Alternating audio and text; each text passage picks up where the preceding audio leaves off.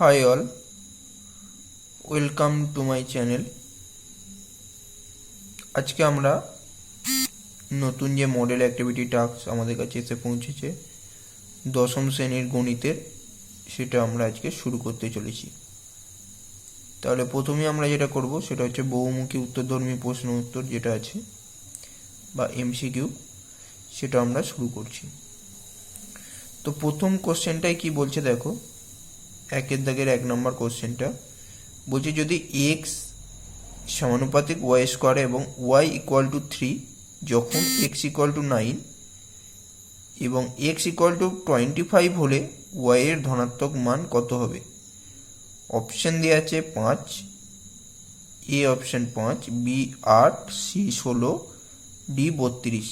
আমরা কি করব, আমরা এটাকে ক্যালকুলেশন করে বার করব। একবারে উত্তরটা সঠিক উত্তরে চিহ্নি মানে দাগ না দিয়ে আমরা বার করে দেখব, বার করে সেটার ভ্যালুটা বসাবো। তাহলে আমরা দেখতে পাচ্ছি কি প্রথমেই যেটা করছে দেখো, এক্স ভ্যারিজিয়াস ওয়াই স্কোয়ার আছে, লিখে নিলাম। তাহলে আমরা কি লিখতে পারি এটাকে, এক্স ইকুয়াল টু হচ্ছে কে ওয়াই স্কোয়ার। এখানে হচ্ছে কে একটি অশূন্য ধ্রুবক, অশূন্য ধ্রুবক, ঠিক আছে। তাহলে বা কে ইকুয়াল টু কি পাচ্ছি, এক্স বাই ওয়াই স্কোয়ার। এবার যখন এক্স ইকুয়াল টু 9 তখন ওয়াই ইকুয়াল টু 3। তাহলে আমরা কি করব, এটার ভ্যালুটা বসাবো। অতএব কে ইকুয়াল টু হচ্ছে এক্স ইকুয়াল টু 9 বসিয়ে দিলাম, আর ওয়াই ইকুয়াল টু হচ্ছে 3 স্কোয়ার সমান 9 বাই 9 সমান 1। অতএব কে এর ভ্যালু বেরিয়ে গেল 1, ঠিক আছে। এবার কি করব আমরা, এবার বার করব যখন এক্স ইকুয়াল টু 25 তখন, যখন এক্স ইকুয়াল টু 25 তখন ওয়াই হচ্ছে কি বেরোবে, কে ইকুয়াল টু কি জানি আমরা এখান থেকে পাচ্ছি, K equal to X by Y square, বা কে ইকুয়াল টু কি জানি 1, এক্স ইকুয়াল টু কি দেখতে পাচ্ছি 25, আর এটা হচ্ছে ওয়াই স্কোয়ার। অতএব ওয়াই স্কোয়ার ইকুয়াল টু কত, 25। অতএব ওয়াই সমান কত, প্লাস মাইনাস 5।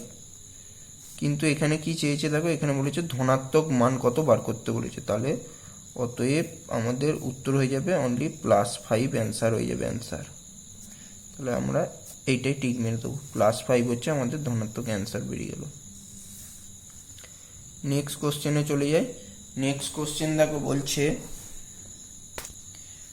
নেক্সট কোশ্চেন হচ্ছে এ ও বি যথাক্রমে 2500 টাকা ও 2000 টাকা নিয়ে ব্যবসা শুরু করেছে।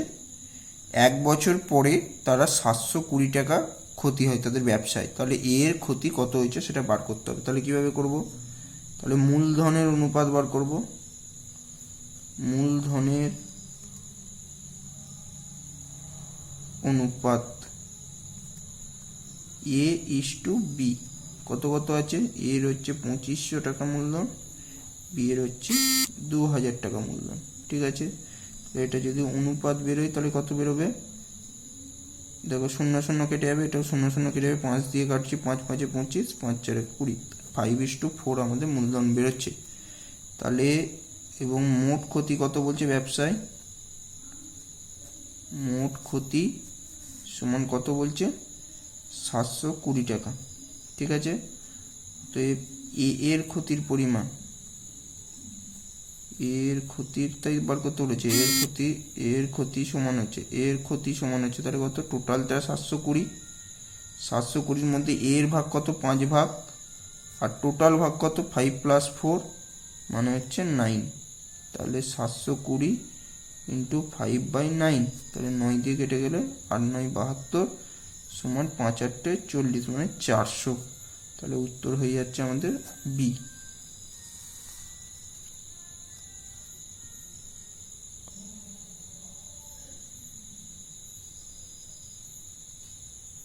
ঠিক আছে, নেক্সট অঙ্কে চলে যাব। নেক্সট অঙ্ক দেখো কি বলছে, বলছে দুটি বৃত্ত পরস্পরকে সি বিন্দুতে বহিঃস্পর্শ করে। ওকে, এ বি বৃত্ত দুটির একটি সাধারণ স্পর্শক বৃত্ত দুটিকে এ ও বি বিন্দুতে স্পর্শ করে, তাহলে এ সি বি কোণের মান কত? এ সি বি কোণের মান কত? তাহলে এর ছবিটা কেমন হবে?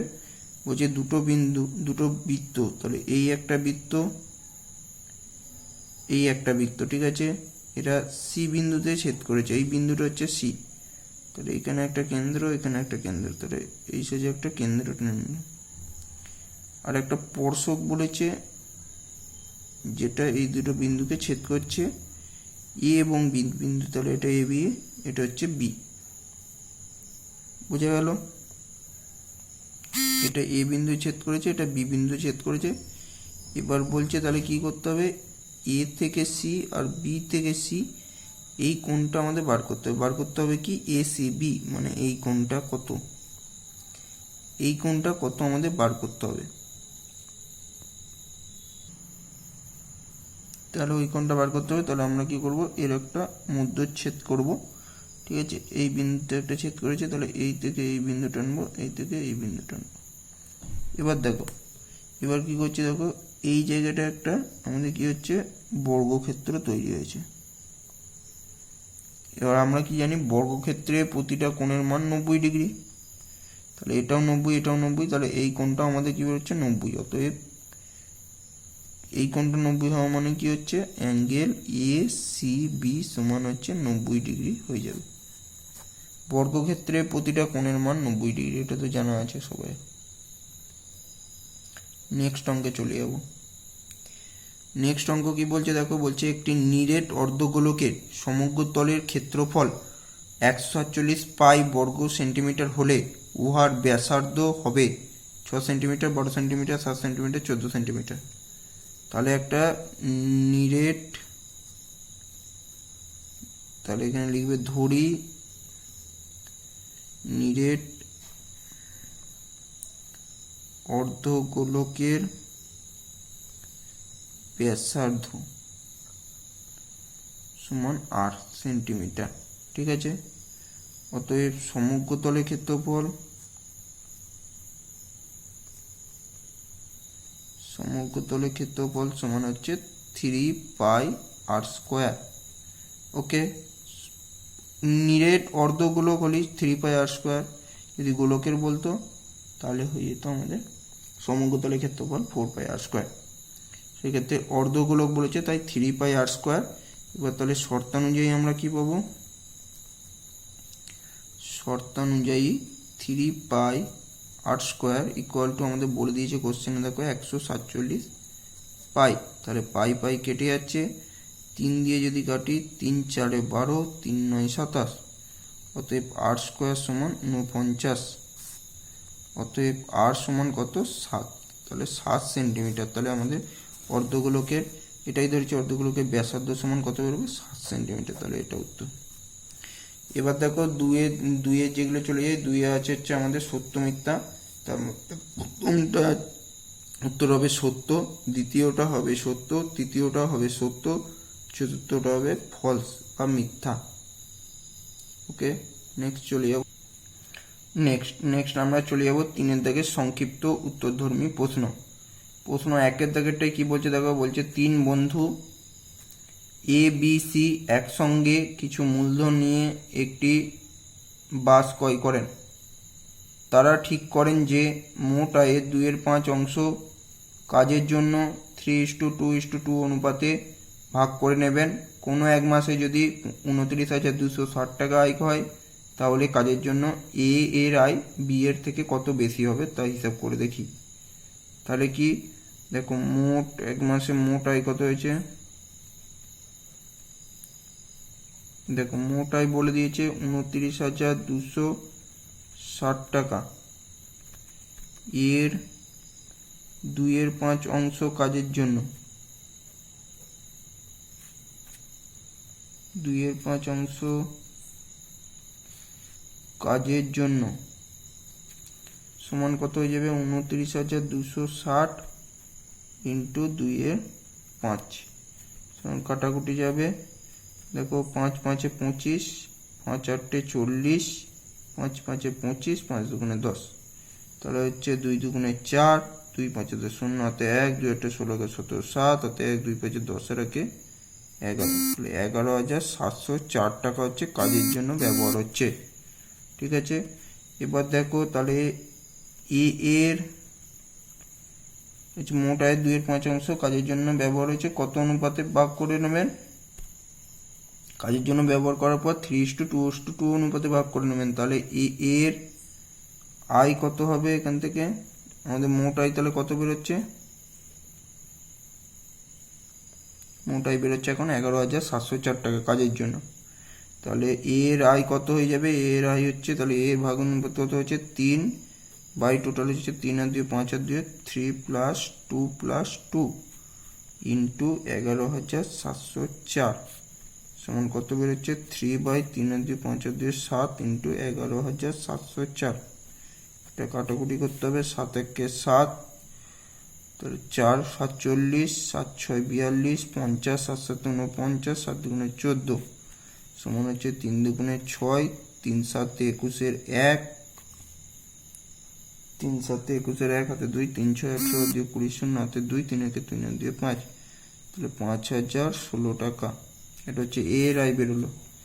এবার হচ্ছে বি এর, আমরা কিন্তু সি এর আয় বার করবো না, কারণ কি আমাদের শুধু বার করতে বলেছে এ এর আয় বি এর থেকে কত। তাহলে এ আর বি এর মধ্যে সম্পর্ক বার করতে হবে। তাহলে 2 বাই 3 প্লাস 2 প্লাস 2 ইন্টু 11,704 সমান, এটা হচ্ছে 2 বাই 7 ইন্টু 11,704।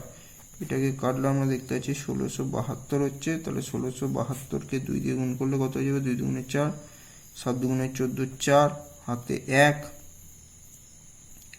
হাতে 1, 6 2 12 কে 13, 3 হাতে 1, 2 1 কে 2 এর 3, এত টাকা।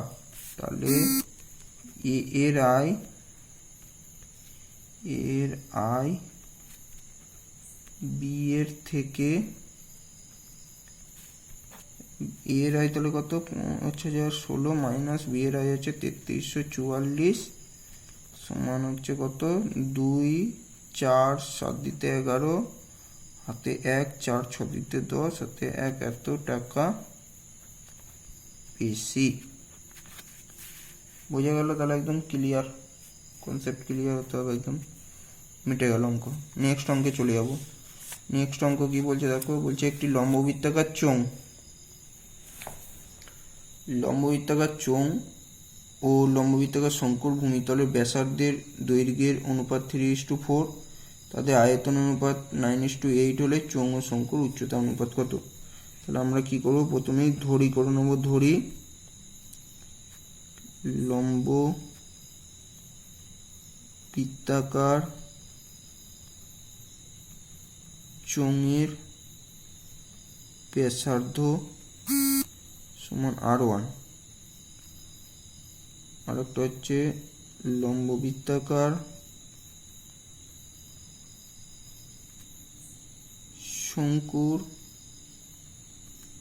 শঙ্কুর ব্যাসার্ধ সমান R2।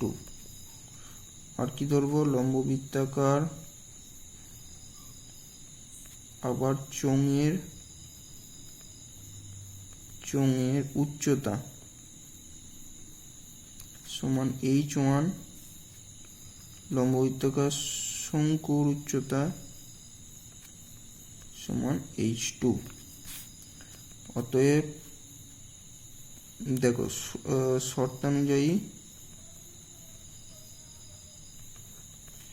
এখানে কি বলে দিয়েছে? ভূমিতলের ব্যাসার্ধের, তাহলে ব্যাসার্ধের দৈর্ঘ্য অনুপাত হচ্ছে R1:R2 সমান হচ্ছে 3:4। অতএব R1 বাই R2 সমান হচ্ছে 3/4। ওকে, এটা 4, ঠিক আছে, 3/4। এবার হচ্ছে তাহলে আমরা যদি বার করি আয়তন কার, এটা বার করবো চোঙের আয়তন সমান কত? চোঙের আয়তন আমরা জানি সবাই পাই R², মানে আরটা এখানে কি যাবে? R1² into H1। আর একটা হচ্ছে আয়তন, কারবার করব শঙ্কুর আয়তন হচ্ছে 1/3 পাই r²। আরটা এখানে r2, কারণ শঙ্কুর আয়তন আমরা দেখো শঙ্কুর ব্যাসার্ধ ধরেছি r2 ইন্টু পাই r² ইন্টু 1/3 পাই r²। এইচটা হচ্ছে এখানে h2, শঙ্কুর উচ্চতা h2 ধরেছি। এবার দেখো প্রশ্নে কিন্তু আয়তনের অনুপাত বলে দেওয়া আছে, তাহলে শর্ত অনুযায়ী আবার একটা শর্ত অনুযায়ী পাচ্ছি, তাহলে হচ্ছে পাই r1² h1 is to 1/3 pi r2² h2 সমানই হচ্ছে তোমাদের বলে দিয়েছে কত, 9:8। তাহলে এখানে দেখো পাই, এই পাই কেটে যাচ্ছে, তাহলে এটাকে যদি r1² h1 ডিভাইডেড বাই 1/3, তো 3টা কিন্তু উপরে উঠে যাবে, বাই পাই তো কেটে যাচ্ছে, এমনি পাই কেটে দিলাম তোমাদের জন্য। তাহলে r2² h2 ইকুয়াল টু হচ্ছে 9/8। এবার দেখো এই 3 3 9 হয়ে গেল, তাহলে এখানে কি পাচ্ছি r1/r2 তার হোল স্কোয়ার একটা পাচ্ছি ইন্টু h1/h2 পাচ্ছি ইকুয়াল টু হচ্ছে 3/8 পাচ্ছি। ঠিক আছে, এবার দেখো বা r1/r2 পেয়ে গেছি 3/4, তাহলে 3/4 তার whole square into h1/h2 equal to 3/8। তাহলে h1/h2 সমান কি বেরোচ্ছে, 3/8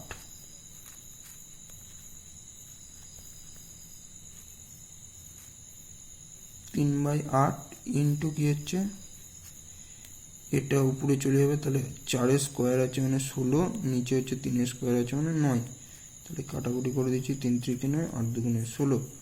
অতএব উচ্চতার অনুপাত h1 সমান হচ্ছে 2:3। এটা হচ্ছে রাইট অ্যান্সার। ওকে, বোঝা গেল, 2:3 হচ্ছে রাইট অ্যান্সার। নেক্সট অঙ্কে যাব। নেক্সট অঙ্ক দেখো 3-এর দাগে 3-এর অঙ্কটা, যদি y ভ্যারিজিয়াস x³ এবং y এর বৃদ্ধি h2:27 অনুপাতে হয়, তাহলে x এর বৃদ্ধি কি অনুপাতে হবে? তাহলে আমরা কি দেখতে পাচ্ছি, y ভ্যারিজিয়াস x³ আছে,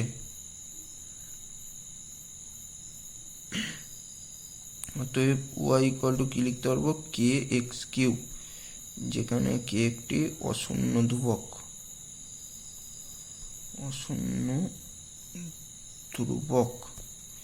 এবার দেখো বলছে y এর বৃদ্ধি কি হচ্ছে 8:20, তাহলে y এর প্রথম বৃদ্ধি, y এর বৃদ্ধি যদি y1 ধরি সমান হচ্ছে আমরা 8a ধরে নিলাম। ঠিক আছে, এটাকে অনুপাতটাকে ভেঙে নিয়ে 8a ধরে নিলাম, আর y2 সমান কত দিচ্ছি, 27a ধরে নিলাম। ঠিক আছে, এবং এর সাথে সাথে x এর বৃদ্ধি কি হবে, x এর প্রথম বৃদ্ধিটা আমরা ধরে নিচ্ছি কি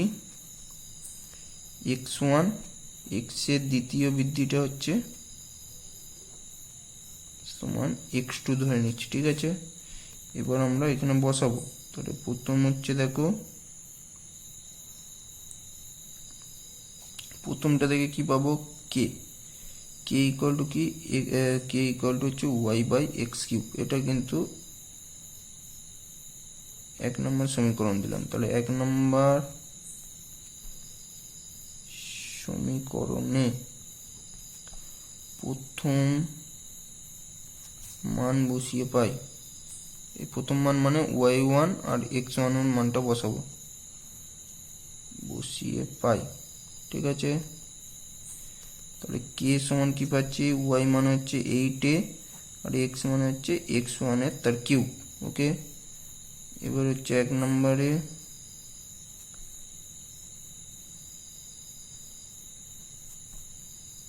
সেকেন্ড মান বসিয়ে পাই। ঠিক আছে, সেকেন্ডের মান বসিয়ে পাচ্ছি কি, k ইকুয়াল টু 27 বাই হচ্ছে x2 কিউব। ওকে, কারণ দ্বিতীয়টা x2 তাই x2 এবার দেখো দুটোই কে, তাহলে এই দুটোকে আমরা কি লিখতে পারি, সমান লিখতে পারি। অতএব 8a/x1 ইকুয়াল টু হচ্ছে 27a/x2। তাহলে এ কেটে যাচ্ছে দেখতে পাচ্ছ, তাহলে কি পাবো, x1/x2। তাহলে এটা এদিকে চলে গেলো, তাহলে হচ্ছে 8/27 হয়ে যাচ্ছে। অতএব x1/x2 তার হোল কিউব সমান এটা 2/3 হোল কিউব হয়ে যাবে। অতএব x1/x2 সমান হচ্ছে 2/3। অতএব x এর বৃদ্ধির অনুপাত, x এর বৃদ্ধির অনুপাত কি হয়ে যাবে, x এর বৃদ্ধির অনুপাত হয়ে যাবে তাহলে 2:3। প্রথমটা 2, দ্বিতীয়টা কত 3, তাহলে 2:3 অনুপাতে হয়েছে। দেখো নেক্সট এবং লাস্ট অঙ্ক তোমাদের একদম উপপাদ্য বলেছে, যুক্তি দিয়ে প্রমাণ করো যে বৃত্তের বহিস্থ কোনো বিন্দু থেকে যে দুটি স্পর্শক অঙ্কন করা যায় তাদের স্পর্শ বিন্দু দুটির সঙ্গে বহিস্থ বিন্দুর সংযোজক সরলরেখা দুটির দৈর্ঘ্য সমান এবং তারা কেন্দ্রে সমান কোণ উৎপন্ন করে। তাহলে ছবিটা আমি এঁকে দিচ্ছি, এটা তোমাদের বইয়ের পুরো উপপাদ্য, আমি তোমাদের ছবিটাকে অল্প করে বুঝিয়ে দেওয়ার চেষ্টা করছি। এরকম একটা বিন্দু, আমি এরকম একটা পয়েন্ট ধরে নিলাম, এখানে একটা বিন্দু থেকে বহিস্থ কোনো একটা, এটা হচ্ছে বহিস্থ বিন্দু, বহিস্থ বিন্দু থেকে যে স্পর্শক আঁকা যায়, ঠিক আছে, এখান থেকে ধরো এই একটা স্পর্শক,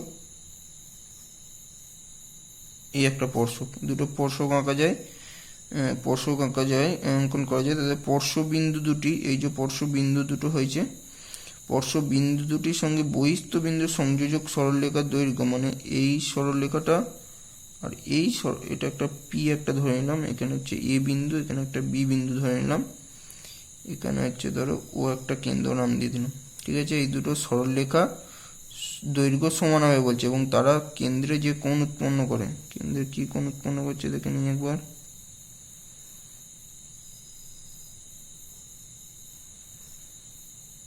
ঠিক আছে, এই যে কোণ দুটো উৎপন্ন করছে এবং তারা কেন্দ্রে যে সমান কোণ উৎপন্ন করে, এই দুটো কোণ, বুঝতে পারছো, এই দুটো কোণ তাদের সমান হবে। তাহলে কি কি প্রমাণ করতে হবে, প্রমাণ করতে হবে হচ্ছে পিএ, মানে এই যে সংযোজক সরলরেখা পিএ ইকুয়াল টু পিবি হবে, 1 নম্বরে এটা প্রমাণ করতে হবে।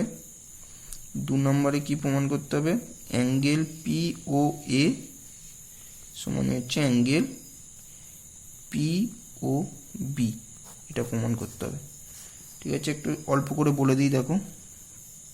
তাহলে আমরা প্রথম দেখো, এটা একটা কি হচ্ছে একটা সরলরেখা, ঠিক আছে, এটা একটা স্পর্শক, এটা একটা স্পর্শক উৎপন্ন করেছে এবং এটা কি, এটা হচ্ছে বৃত্তের ব্যাসার্ধ, দুটোই কিন্তু বৃত্তের ব্যাসার্ধ। তাহলে ও এ এবং ওবি হচ্ছে, এটা আমি তোমাদের জাস্ট বোঝানোর জন্য করছি, তোমরা বই থেকে হুবহু দেখে পড়ে নেবে।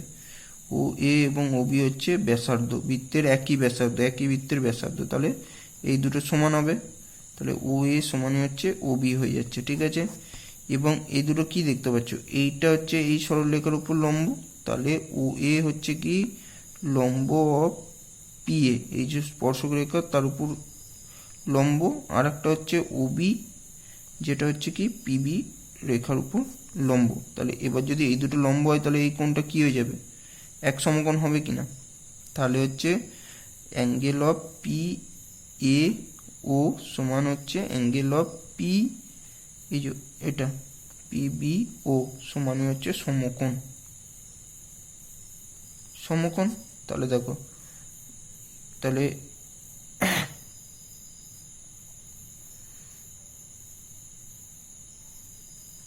এবং কি হচ্ছে, এবং হচ্ছে ওপি একটা কমন বাহু চলে আসছে। তাহলে এই একটা যদি ত্রিভুজ ধরি আমি, ত্রিভুজ পি এ ও একটা ত্রিভুজ আর ত্রিভুজ পি বি ও একটা ত্রিভুজ, তাহলে এই দুটো ত্রিভুজে কি কি শর্ত সমান হচ্ছে দেখো, ওপি সাধারণ বাহু হয়ে যাচ্ছে, ঠিক আছে, দুটো কোণ সমান হচ্ছে, ঠিক আছে, আর এই দুটো বাহু সমান হচ্ছে, তাহলে বাহু কোণ, তাহলে বাহু কোণ হিসেবে এই দুটো কি হচ্ছে সর্বসম ত্রিভুজ হচ্ছে, ঠিক আছে। তাহলে এই দুটো যদি ত্রিভুজ যদি সর্বসম হয় তাহলে আমরা বলতে পারি কি এই দুটো বাহুই সমান হবে। তাহলে 1 নম্বরটা প্রমাণ হয়ে গেল, যেহেতু এই দুটো তোমার সর্বসম ত্রিভুজের বিপরীত বাহু দুটো পরস্পর সমান হবে এবং তারা যে বিপরীত কোণগুলোও পরস্পর সমান হবে। তাহলে এই দুটো শর্তই প্রমাণ হয়ে গেল, কারণ কি এই দুটো ত্রিভুজ সর্বসম হলো তাই। ঠিক আছে, আজ এই পর্যন্তই তোমাদের মডেল অ্যাক্টিভিটি টাস্ক দেওয়া ছিল। ধন্যবাদ।